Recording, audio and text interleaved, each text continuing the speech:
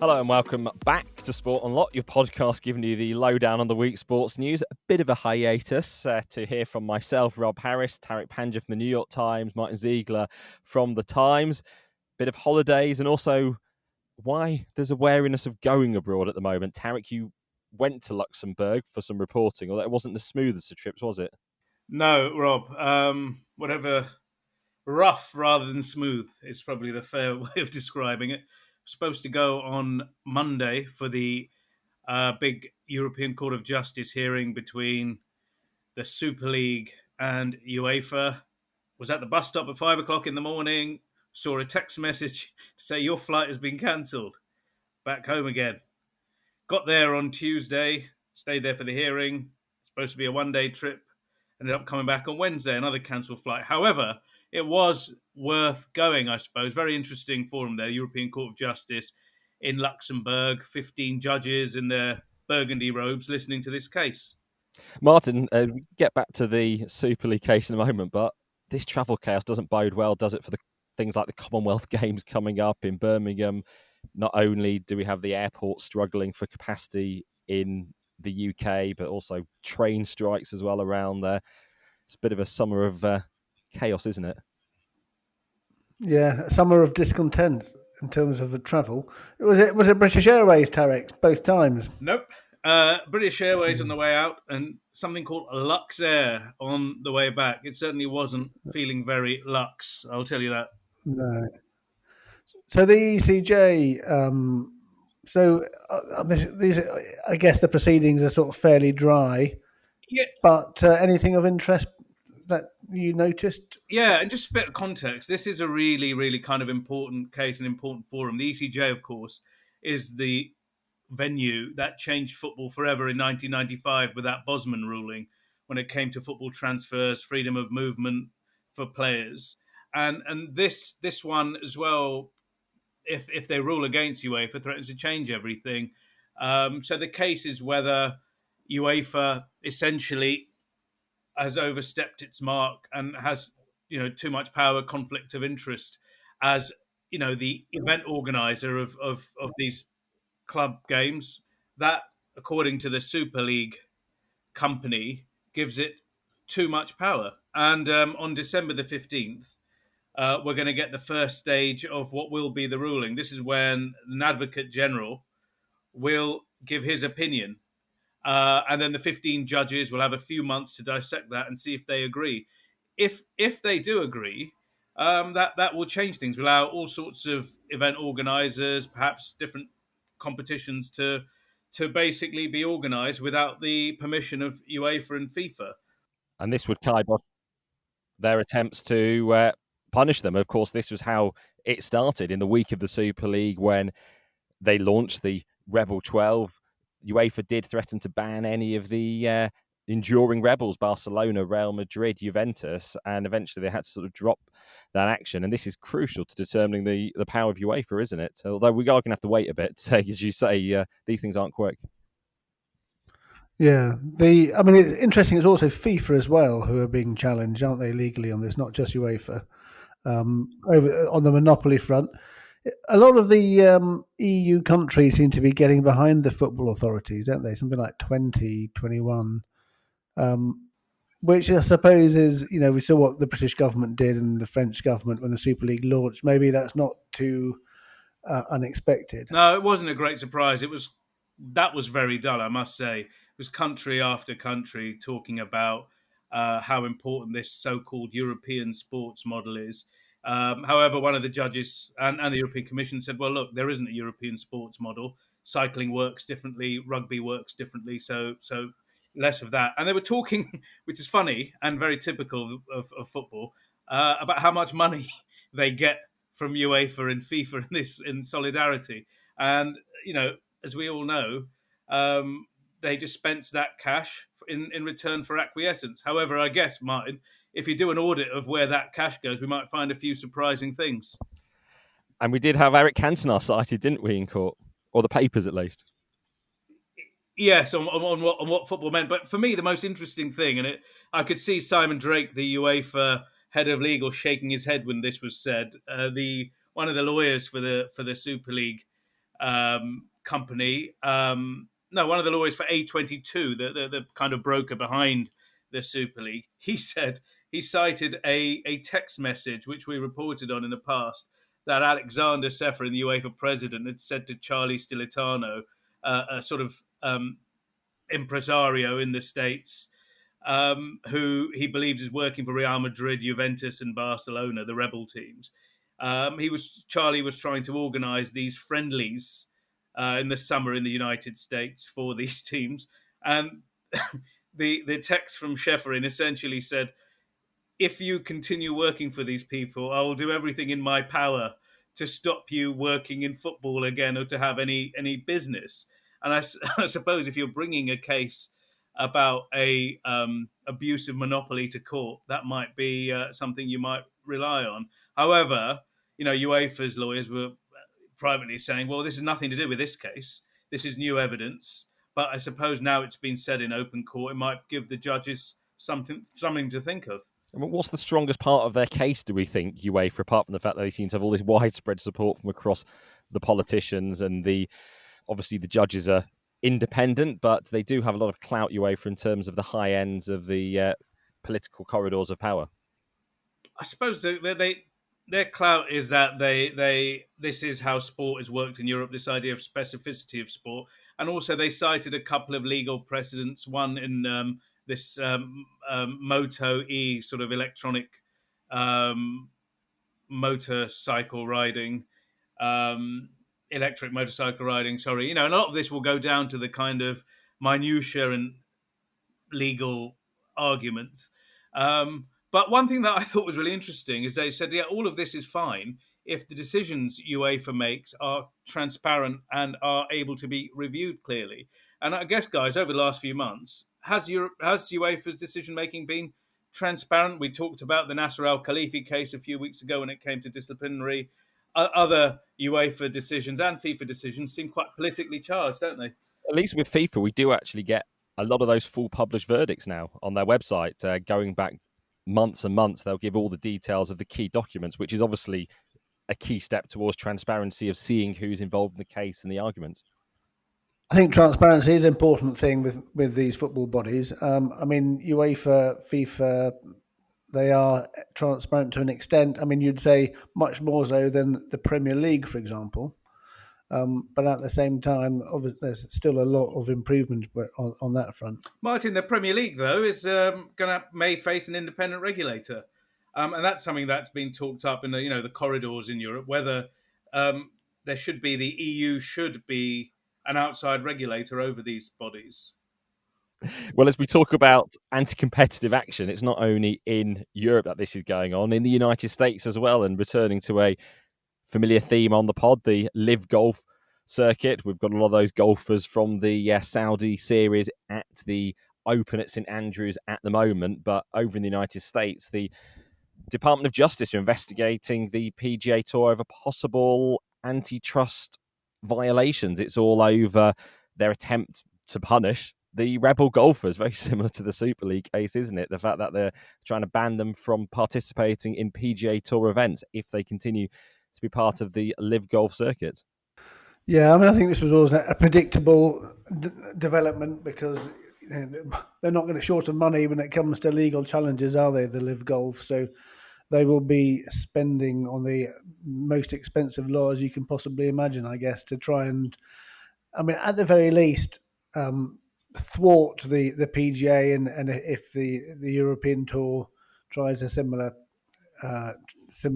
thing here in Europe, to at least stall them and, if possible, block it completely, because it's if those LIV players are not allowed to play in the PGA in events, and they're not allowed to play in the majors, they're not allowed to play in the Ryder Cup. That is a massive issue for LIV Golf. So they're not able to get world ranking points. I think there's a broader point here as well, which I think is quite funny. If you remember, cast our minds back to the Saudi piracy operation, Be Out Q, all the sports governing bodies were attempting to take legal action in the Saudi Arabia. and they couldn't get a lawyer or access to Saudi justice system. And now you have a situation where this Saudi-funded organization is essentially suing in the United States using that justice system in order to have its way. And I kind of find that interesting in its kind of perverse nature. And at the same time, we've got LIV Golf trying to secure their ranking points. You've got a bit of hostility towards them at the Open as well, and it really has been a theme that's sort of been hanging over this 150th Open in terms of the series, and perhaps what we are seeing as well. It all comes down to the sporting merits, doesn't it? And probably the Open, as we saw with events recent in the US as well, it comes down to the quality of golf as well, and not many people being enamoured with the actual quality from the LIV Golf so far. Although one thing is many people realising perhaps the one benefit, although it's to the detriment of the LIV Golf, is the fact that there are these shotgun starts. As we know, Tariq from going to the first event starts around 2 in the afternoon. It's all done in a few hours, where at the Open they were sort of starting 7ish and continuing right the way into the evening. Rounds were going on for absolutely hours, and that's the thing that LIV Golf would say puts off the TV audiences. Well, I would also maybe suggest what Tiger Woods was saying. It's a lot easier, though, isn't it, to play just 54 holes and have no cut. The traditional 72 whole competitions with cuts, that is a real test of someone's mettle, rather than this more. I guess you're saying it's TV friendly, but is it actually? It's not. It's not hard. It's not difficult. It's not a real challenge, and that's what ranking points should be for, according to Tiger Woods, especially for the younger players. They shouldn't be given this stuff on a platter. Tiger Woods establishing himself as a bit of a statesman of the sport there, isn't he? The way he's sort of spoken out. Yeah, it was interesting. Rory McIlroy too has emerged, as a kind of totem for golf traditionalists, hasn't he? There was one strange moment at the Open, actually, over LIV Golf, I thought, and we should probably question the questioners too. That there was this protracted exchange between one journalist and Ian Poulter asking if he thought old Tom Morris, a great Scottish golfer, died more than a century ago, would be turning in his grave because of the crisis in golf at the moment, splitting it. And it was this repeated line of questions on a sort of slightly odd concept. Reminds me about 15, 16 years ago of Pele being questioned about the antics of English footballers at La Manga. He was completely bemused.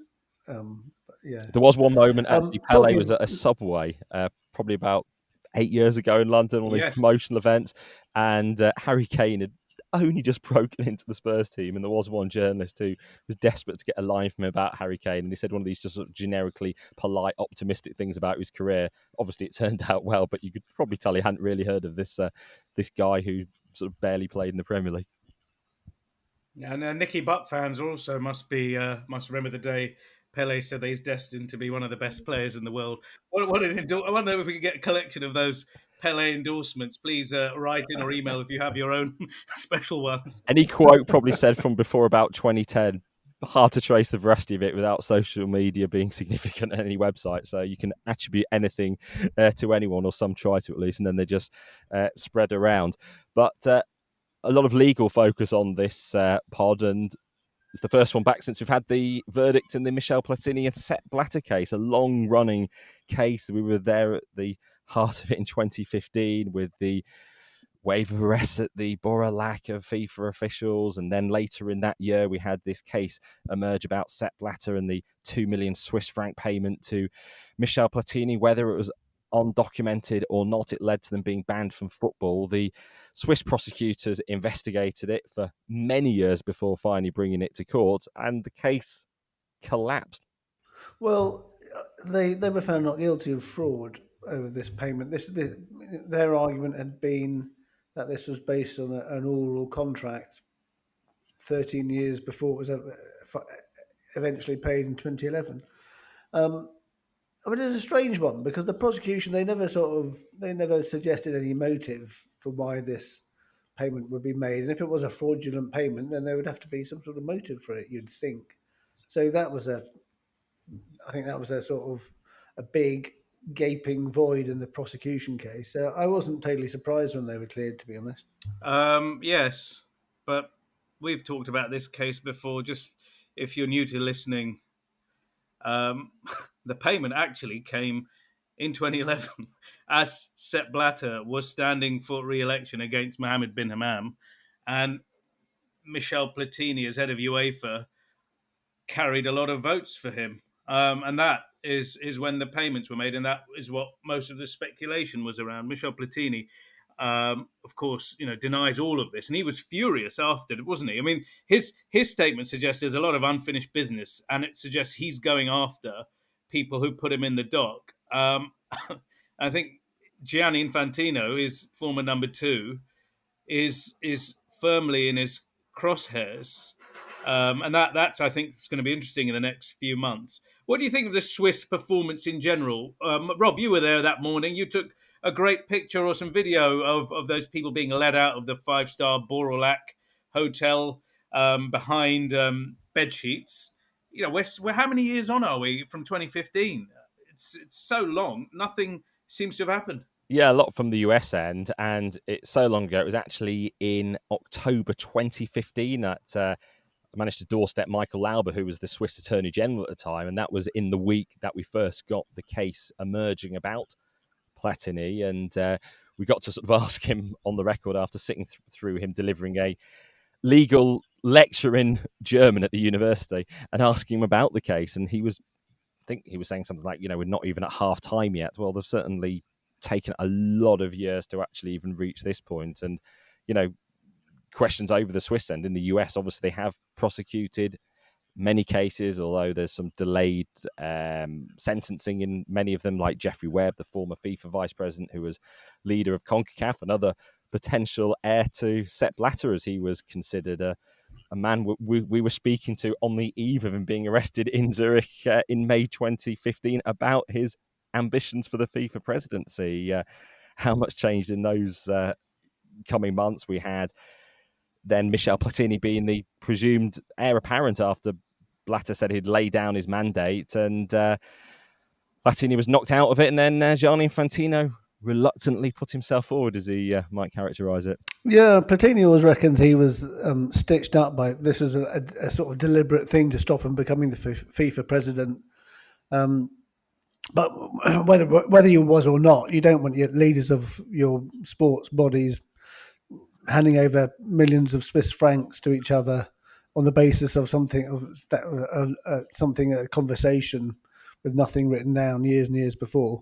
But I just wanted to just quickly go back to that Jeffrey Webb thing that you talked about, that interview before the day before his arrest, because it was always one of my regrets that we did this long interview about a group of 6 of us, and should we release it today? And we thought, no, nothing's going to happen tomorrow, so we'll hold on to it. We'll run the interview in full the following day. 7 a.m. that day, Jeffrey Webb's arrested, and the rest is history. The interview never saw the light of day, and I think it remains in all our tapes, guys. Speaking of history, Rob, your pal you mentioned there, Michael Lauber, he's history too, isn't he? He's been caught up in this. Of course, Lauber, the now former Attorney General, is now being investigated for a series of what was being termed as secret meetings with Gianni Infantino that no one seems to remember the content of. And that is under investigation now in Switzerland. It seems to... It just seems to have been an absolute farce in Switzerland. It paints that country in a pretty ridiculous light, doesn't it? Obviously, also the case against Jerome Valk and Nasser Khalifa, the PSG president. Yes, Jerome Valker actually is the only real football official to have been prosecuted in Switzerland. No criminal sentence. He's been criminally convicted, but no prison sentence. The only other 2 people are a banker from Argentina and a Greek television executive. It's, if you remember all those big words from Switzerland, high-profile raids, mentions of terabytes of data that's being collected, 25 open investigations. It just seems a lot of it was for show.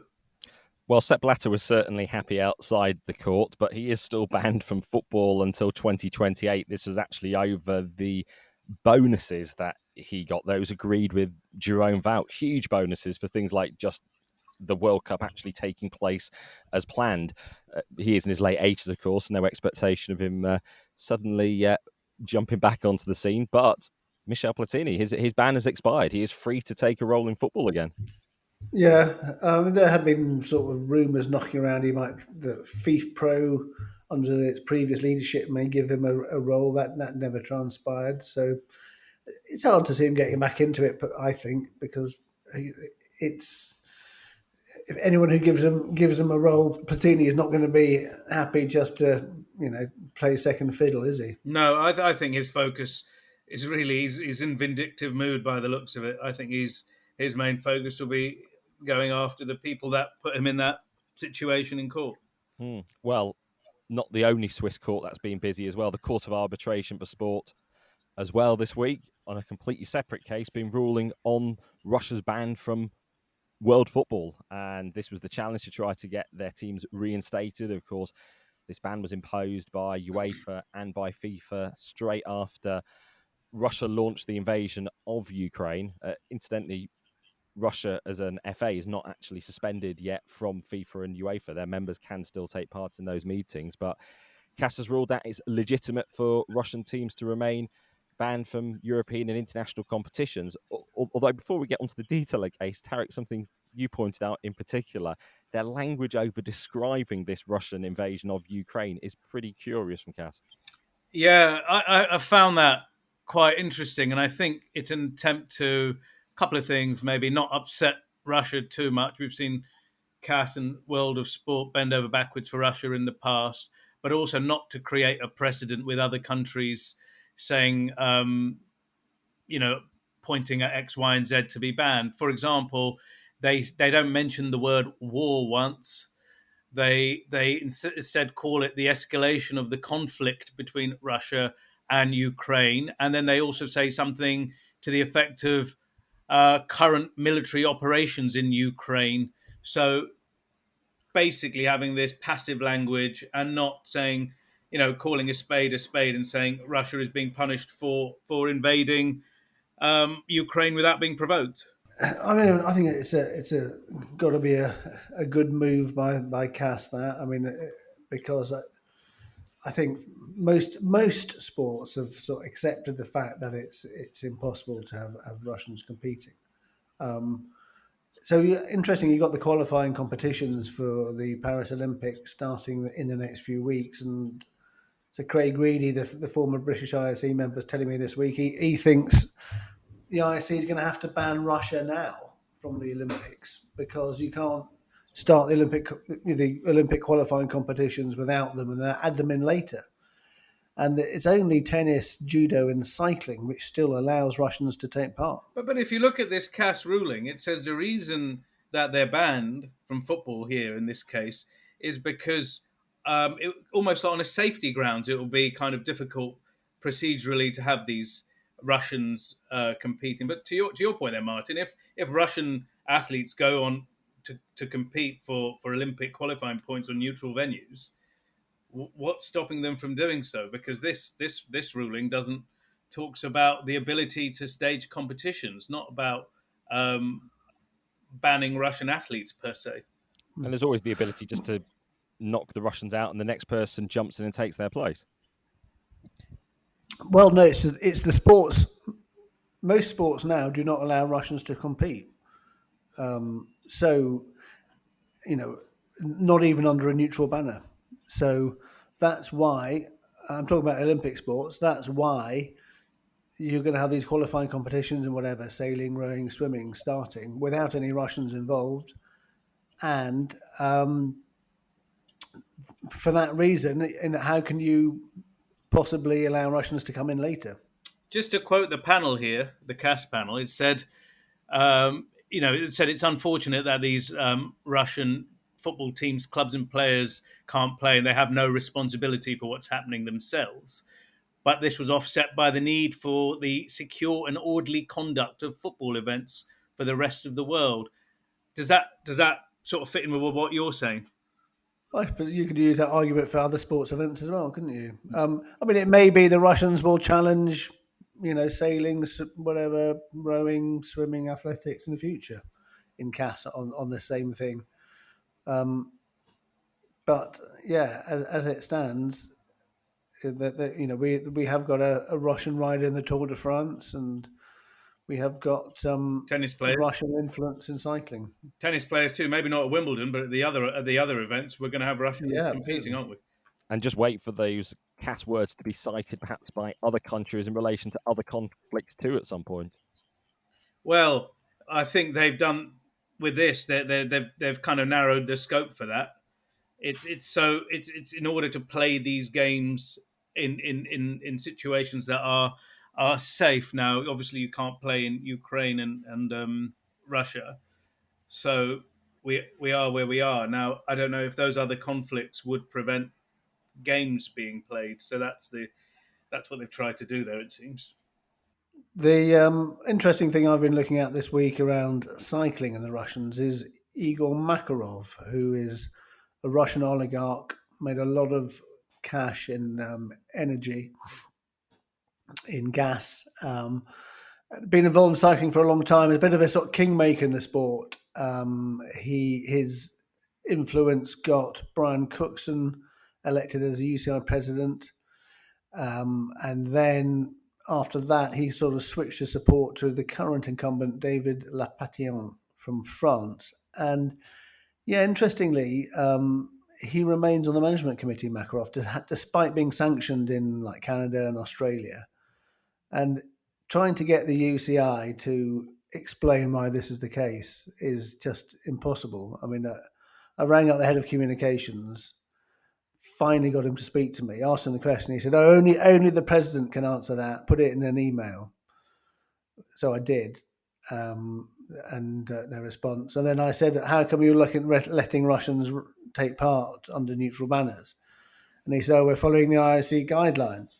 I said, no, you're not. You're going directly against the IOC guidelines. IOC guidelines are that riders shouldn't take part. And he said, put that in the email as well. So I did. Surprise, surprise, no reply, despite having at least 2 days' notice. Did he seem frustrated with the line of questioning, or did he seem like, Martyn, I know what you're saying is completely right. I haven't got an answer for you. Put it in an email. We know you're correct here. This is ridiculous. No, sort of pretending, sort of feigning ignorance almost, I would say, is the best way of describing it. I suppose one way is hoping that story goes away or you don't pursue it because the answers are vague, but actually you can just embolden people to go after the story and to continue to pursue it. And, particularly if you're so sure of it too. The varying comm strategies that are employed. Well, Rob, speaking of not publishing stories, this is a really interesting situation, isn't it, with this unnamed Premier League player who has been arrested on now multiple counts of rape. And that information is in the public domain now, published by newspapers. However, the player's name has not been identified publicly. There is no real legal grounds in terms of prejudicing the case if you name this player. But newspapers and media organisations have been reluctant. Why?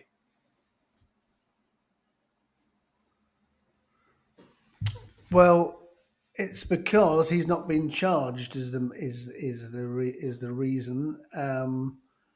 And back in a few years ago, he probably would have been named. But various legal things have happened since then that actually makes it quite difficult.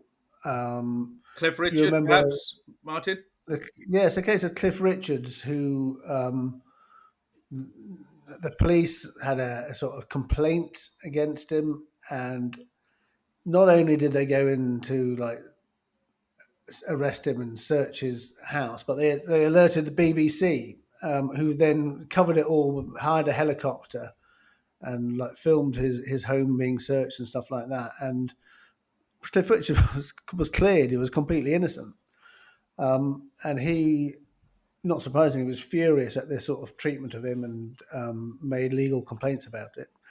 And as a result of that, it has, I think, become a lot of news organisations in this country have taken the decision that you shouldn't, especially for certain offences like sexual offences, you shouldn't name people until they're charged. Yep. And I actually be interesting to see what you think about it, because I can see the argument why you shouldn't, because if you're not charged, then you don't have this sort of lingering stain of suspicion. And the issue has been, in some cases, unbalanced coverage by the media before the point of charge on cases nothing to do with sport. There was a case of a man in Bristol linked to a murder, and he was eventually cleared, with not before his reputation had been sort of dredged through, and almost there was a sense of guilt. And then on a completely different level, a few years ago, just before Christmas, there was chaos at Gatwick Airport when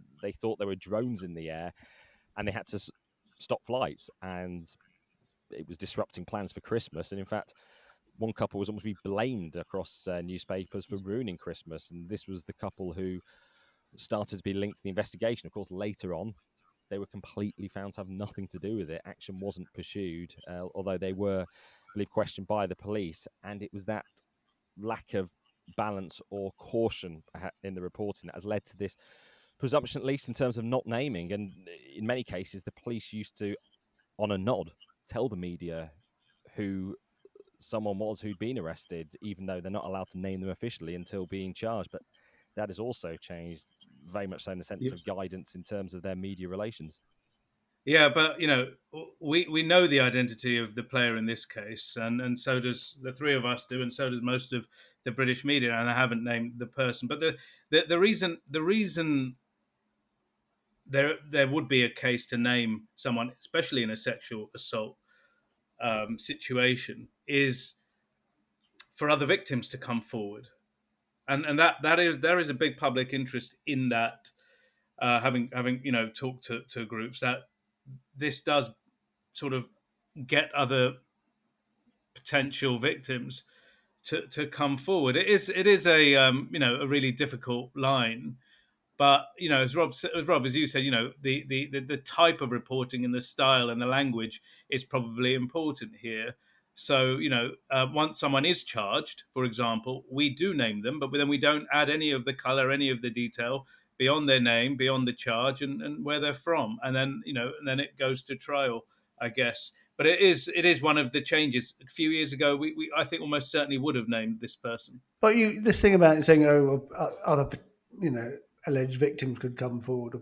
Well, that you could say that about once he's charged. Potentially, yeah, you could, but that is, and also the other thing is, we know who the person is, but if you look at social media, all sorts of other people are being dragged into this and having their reputations sort of dragged through the mud, and they absolutely haven't done anything wrong. Well, we don't know if this person's done anything wrong, Tariq. Well, we know he's been arrested. We do know he's been arrested, and in the past we would have named him. That's what we do know. And then the issue becomes whether or not a player should still continue being part of a squad at the point of arrest, or should that only be the point of charge when they're actually suspended by their club. Well, that's the other thing. A curious point here is that the club that the player plays for actually gave an on-the-record statement telling any inquiring media minds that this player is not travelling. So it's such a curious situation, and you're writing this all anonymously, and you think, well, what a bizarre situation this has become. Obviously very different to the United States, where there's free reporting effectively at the point of arrest, and absolutely no such issues in terms of what you can and can't say effectively. No, it's the libel laws, and also I guess newspapers don't want to be paying nearly £250,000 as what the case in the Cliff Richard case was in damages. The libel laws in Britain are some of the friendliest in the world for anyone who wants to take up a libel case. Yeah, and I think it's a really difficult case.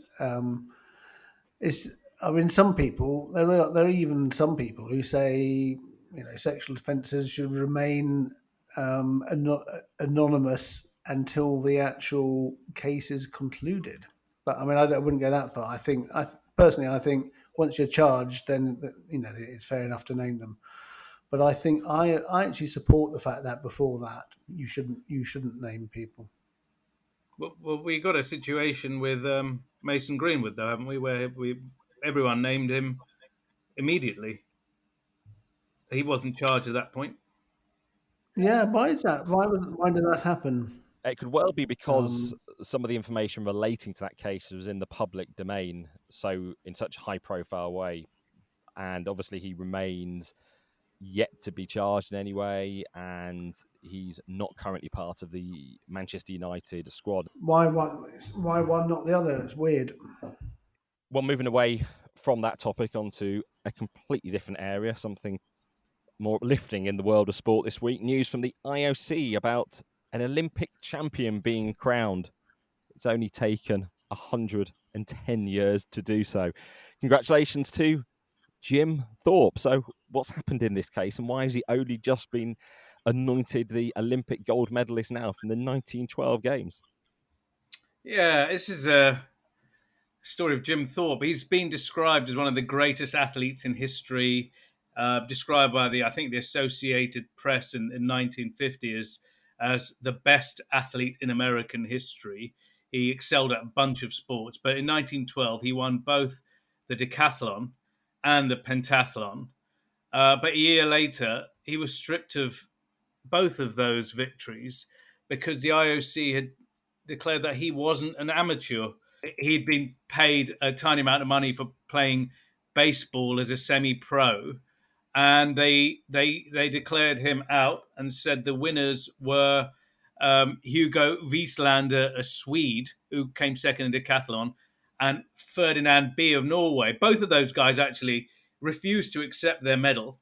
And then in 1982, amid years of campaigning, Jim Thorpe was awarded joint gold medal status, and finally now he has been awarded the kind of accolade of the sole winner of the pentathlon and the decathlon at the 1912 Olympics. There's been films made about Jim Thorpe as well. He's particularly a hero for Native American communities. He's from that background. I think it's a great end and a wrong that's been righted.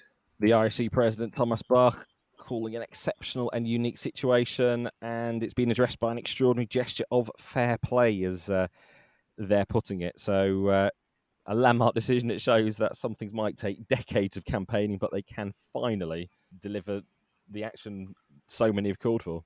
Yeah, it was the IOC talked to I think Wieslander's family or surviving descendants, as well as the Swedish and Norwegian Olympic committees, and came up with the right answer. I mean, I don't know why it took so long, given that both of those gentlemen didn't want that medal way back in 1913. But here we are.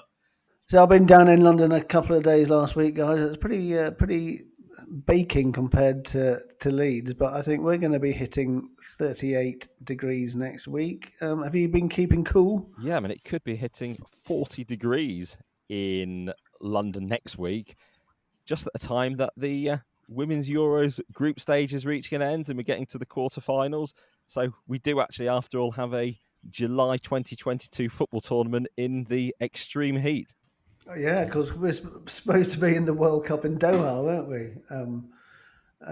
Which has been moved to the winter. I wonder if they can send the air-conditioned stadiums over, send that technology. Well, the heat is not just limited to London. It seems like the whole world is seeing rising temperatures, and it doesn't bode well for future events. We're talking about the climate emergency. I think this subject of hosting events at this time of year might become more and more acute as we move forward. There's fires across Europe again, dangerously hot temperatures. It's going to be as much as we kind of joke about this Qatari technology. I think it might end up being something that's necessary. Particularly as this week, Spain announced the 15 stadiums on its shortlist for the joint bid with Portugal for the 2030 World Cup, a tournament that we'd expect to be played in June and July. And at the moment, we are dealing with those temperatures knocking on, 40 degrees in, the Iberian Peninsula too.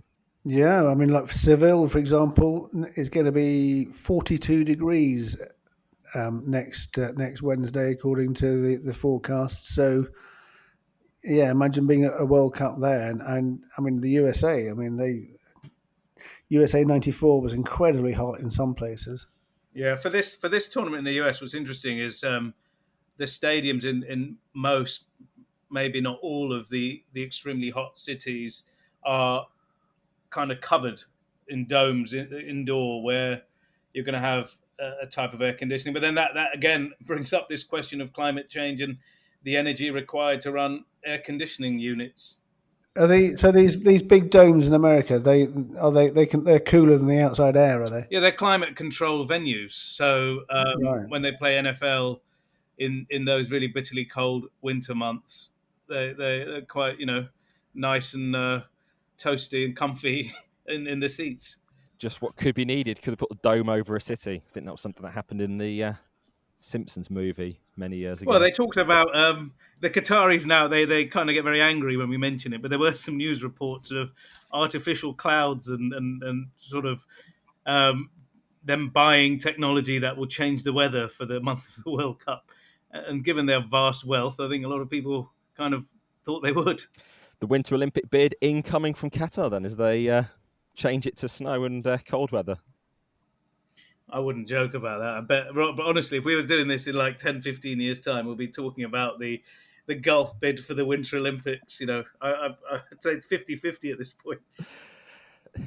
Nothing is ever as fanciful as it might seem. Well, that brings us about an end to this week's episode of Sport Unlocked from the heat of Europe, from myself, Rob Harris, Tariq, Panja and Martyn Ziegler. Well, as ever, you can message us with any feedback at Sport Unlocked on Twitter, Facebook and Instagram. But for now, stay cool, enjoy the sport. Thank you for listening. Goodbye.